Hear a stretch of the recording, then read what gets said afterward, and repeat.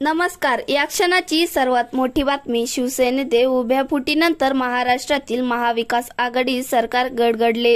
राज्यात राजकीय भूकंप झाला. शिवसेनेत उभी फूट हा आजही ताजा इतिहास म्हणावा लागेल.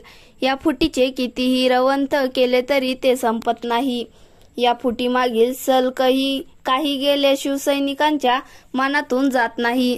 त्या नाजूक जखमेवरील खपली निघते आणि रक्त बळबळते. वेदना बाहेर पडतात. आता शिंदेनेच कोकणातील शिलेदार भरतसेठ गोगावले यांनी या फुटीच्या कारणाची पुन्हा एकदा उजळणी केली आहे. यावेळी त्यांनी आतापर्यंत कधीही न पुढे आलेला एक दावा केला आहे. या फुटीमागे वहिनींचे हात असल्याचा बॉम्बगोळा गोगावले त्यांनी टाकला. आम्ही शिवसेनेमधून बाहेर पडायला अनेक कारण आहेत, पण उद्धव ठाकरे हे आपल्या पत्नीचं खूप ऐकतात. त्यामुळे त्यांनी महाविकास आघाडीची सत्ता असताना मुख्यमंत्रीपद हे एकनाथ शिंदे यांना दिला पाहिजेत आणि आदित्य ठाकरे यांना कॅबिनेट मंत्री पद द्यायला नको होते. पक्षातील लोकांना संधी दिली पाहिजे होती, पण उद्धव ठाकरे बाईचं ऐकत होते. रश्मी ठाकरे यांचे नाव न घेता भरत गोगावले यांनी फुटीमागील अनेक कारणांपैकी रश्मी ठाकरे पण एक कारण असल्याचे म्हटले आहे. आमदार कार्यकर्त्यासह त्यांना भेटायला जात तेव्हा त्यांना बसून ठेवले जायचे. त्यांना उद्धव ठाकरे भेटत नसत. त्यामुळे आमदारांचे काम होत नसेल तर कार्यकर्त्याचे कोण ऐकतो असा तक्रारीचा सूर उमटत होता. पण ती तक्रार कोणी दूर केली नाही असा आरोप त्यांनी केला. बाळासाहेबप्रमाणे उद्धव ठाकरे नव्हते असे ते म्हणाले. बाळासाहेबांच्या कामाची पद्धत आम्हाला उद्धव साहेबांमध्ये दिसली नाही. माझ्या वाढदिवसाला बाळासाहेबांना भेटायला गेलो तेव्हा बाळासाहेब बोलले, खाली बसायचं नाही, तुला खुर्ची मी देणार आहे आणि काढून घेणाराही मी आहे. बाळासाहेब गेल्यानंतर कारभार आम्हाला आवडला नाही. महिलांचा कुठपर्यंत हस्तक्षेप घ्यायला पाहिजे, विचार करायला पाहिजे. पडद्याच्या पाठीमागून वहिनींचा हस्तक्षेप बराचसा होता. उद्धव साहेबांच्या मनात अनेक गोष्टी असायच्या, मात्र अंतर्बदल व्हायचा.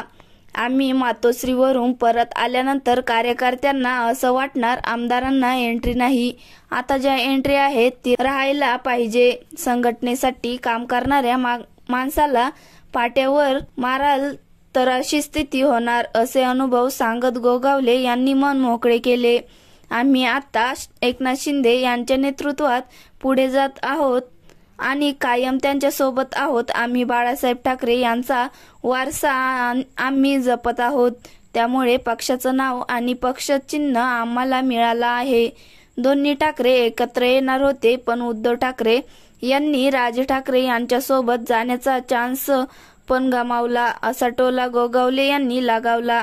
भरत गोगावले यांच्या आरोपांना मुंबई महापालिकेच्या माजी महापौर किशोरी पेडणेकरांनी उत्तर दिले आहे. टू द पॉइंटला आता त्यांना साक्षात्कार होत असतील तर मला वाटतं आता यांचा पॉइंटच चुकला आहे.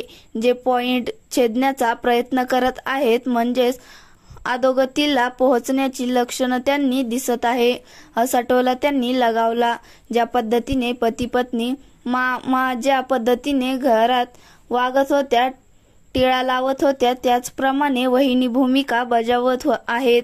रश्मी वहिनी ठाकरे घराण्याची परंपरा संस्कार आहेत, तेच रेशमी वहिनी करत आहेत. जेव्हा साहेब ओरडले तर तीच लोक वहिनींना मध्यस्थी करायचे. आज तुम्ही ती मध्यस्थी राजकारणातल्या टू द पॉइंट म्हणून जर काढला असतील तर याला म्हणतात बुद्धीची कीव करावी, बुद्धीची अधोगती बघावी असा घणाघात त्यांनी घातला. आदित्यने मंत्री होऊ नये असे का वाटते? वयाच्या 14व्या वर्षापासून सिनेटच्या निवडणुका पक्ष वाढण्यासाठी घेतलेली मेहनत त्यांच्यातील झलक बघून हीच लोक त्यांना मंत्री करायचे म्हणत होते.